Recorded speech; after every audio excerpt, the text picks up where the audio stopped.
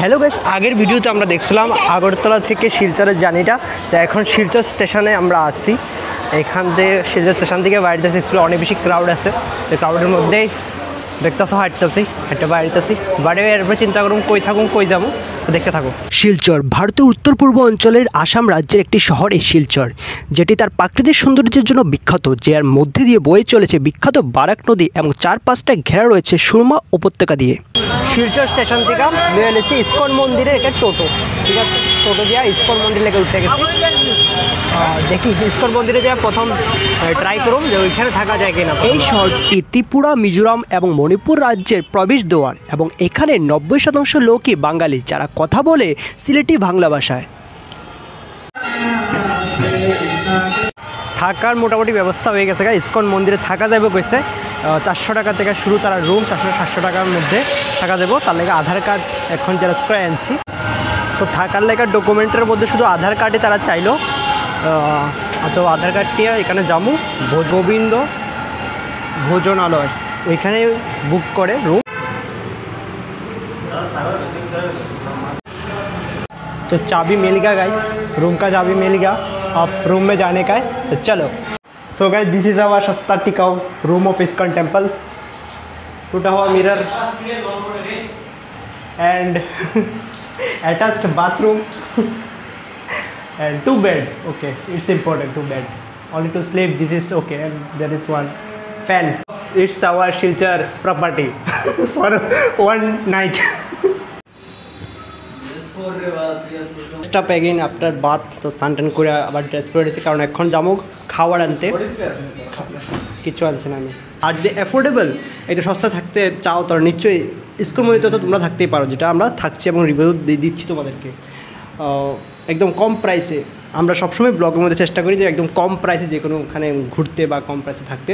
তো এটারই একটা প্রাইস, অ্যাফোর্ডেবল, মানে কম প্রাইসের মধ্যে বেস্ট করা। যে কোনো একটা নিউ প্লেসে থাকা এবং খাবারটাই বেশি প্রবলেম হয়, কিন্তু শিলচরে এসে খাওয়ার জন্য এত বেশি প্রবলেম হয়নি আমাদের, কারণ বাঙালি স্টাইলের সমস্ত ধরনের খাবার এখানে পাওয়া যাচ্ছিলো। বিভিন্ন হোটেলে নিরামিষ থেকে আমি সব ধরনের খাবার রয়েছে।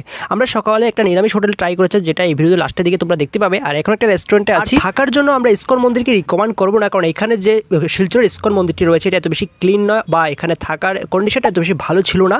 তাছাড়া তোমরা অনেকগুলো লজ তোমরা ট্রাই করতে পারো, যার মধ্যে পপুলার আগরতলা লজ এবং ত্রিপুরা লজ রয়েছে, যেগুলো টোটো অথবা অটো তোমরা স্টেশন থেকে পেয়ে যাবে অথবা এয়ারপোর্ট থেকে পেয়ে যাবে। তোমরা এগুলোর অটো ওইখানে গিয়ে বুক করতে পারো, বা অনলাইনে অনেকগুলো লজ তোমরা পেয়ে যাবে, ওইখান থেকে থাকার জন্য তোমরা ব্যবস্থা করে নিতে পারো। বাজার ঘুরা, মার্কেট টার্কেট ঘুরে আয় পড়ছি আর খাবার দাবার করছি, যেটা ক্লিপস তোমরা একটু দেখছো। আর এদিকে হে করতেছে নারকেলের তেল দিয়ে নেশা। চায়না টাউন থেকে খাইছিলাম, ডিনারটা ভালোই আসলো। আর এরপরে শপিং টপিং হয়েছে, এত চিপস খাওয়ানো শুরু করছে। দেখো 2টা প্যাকেট 1 লাখ এখানে দিছে। তারপরে এখানে শপিং কিছু ছোটো মোটো শপিং আছে, আরও অনেক কিছু প্যাকেটের মধ্যে আছে কি দেখা খাওয়া দাওয়ার। এতটুকুই আজকে লেগে গুড নাইট, সকালে দেখা হইতেছে। গাইস হঠাৎ রাত্রে 3টার সময় দেখতেছে শিলাবৃষ্টি পুরো শুরু হয়ে গেছে। ঘুমে থেকে উঠতে এখন ভিউটা করতেছি। গুড মর্নিং গাইস, সকাল হয়ে গেছে, একটু লেট হয়ে গেছে। এটা অ্যাকচুয়ালি সকালের সিন আসলো। অ্যাকচুয়ালি কালকে রাত্রে পুরো ঘুমানো হচ্ছে না, তো সকালে উঠতে লেগে আমার ভয়েসটা একদম লো আইতেছিল, তো পুরা কিচ্ছু শোনা যাইতেছিল না, দেখে আবার ভয়েস ওভার করছি। তো অ্যাকচুয়ালি এটাই কইতেছিলাম যে মানে রাত্রেবেলা অনেক বেশি বৃষ্টি হয়েছে, কিন্তু ত্রিপুরার দিকে পুরো এখনও মানে প্রচণ্ড গরম ফুটতেছে, 40-এর মতো মানে ডিগ্রি চলতেছে। আর এদিকে আসামের দিকে প্রত্যেক দিন রাত্রে মানে বৃষ্টি, লাগাতার বৃষ্টি চলতেছে। তো এছাড়া আমার মানে রুমের থেকে যে মন্দিরের ছাদটা এটা দেখা যাচ্ছে, এখানে একটা ইন্টারেস্টিং জিনিস চলতেছে, তো চলো দেখাই। এই দেখো, এটা হলো ইস্কন মন্দিরটার ছাদ। আর এখানে দেখতে পাচ্ছ একটা ট্রাইপড, কালো কালার একটা ট্রাইপড দেখতেছো। এখানে একজন কন্টেন্ট ক্রিয়েটার ভিডিও বানাইতেছে। ইস্কন মন্দিরে আমরা ইস্কনের অনেকগুলো ভিডিও আমরা দেখতে পারি ইউটিউবে, এমন ধরনের কন্টেন্ট তারা বানায়। দেখো বানাইতেছে উনি একজন এখানে সন্ন্যাসী, কিন্তু উনি কন্টেন্টটা বানাইতেছে। তো এটাই দেখ। আর এতক্ষণ অবধি যদি তোমরা আসো নিশ্চয়ই একটা লাইক দিয়ে দিবা। শুধু গাইস রাত্রেবেলা মন্দিরটা তো দেখাইছিলাম, কিন্তু ভালো করে দেখা গেছে না, তো দেখালো সকালবেলা আবার একটা ক্লিপস উঠাইলাম মন্দিরের বাইরের থেকে, যে রাস্তার থেকে যে মন্দিরটা দেখতে এমন লাগে।